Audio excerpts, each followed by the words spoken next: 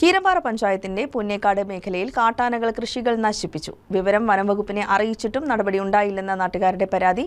ഉചിതമായ നടപടിയെടുക്കാൻ തയ്യാറാകാത്ത സർക്കാരിനെതിരെ ശക്തമായ സമരത്തിന് മുന്നിട്ടിറങ്ങാൻ കർഷക കോൺഗ്രസ് കോതമംഗലം നിയോജകമണ്ഡലം നേതൃസംഗമം തീരുമാനിച്ചു.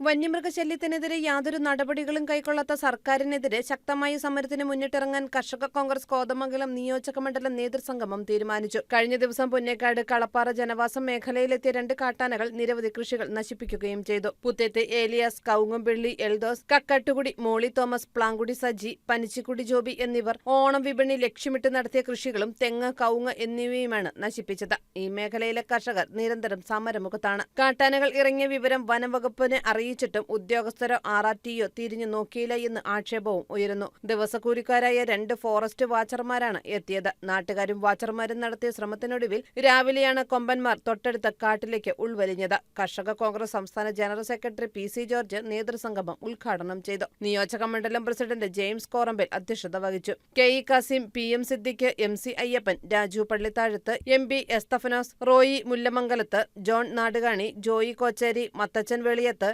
Elias Pulikkakudi, Jose Kaithamana, NF Thomas, Rajan T, Martin Keezhmemadan, Libu Thomas, Peter Kottappadi, Joy Panakkal, Shejeela Jiyas, Salma Paimattam എന്നിവർ സംസാരിച്ചു.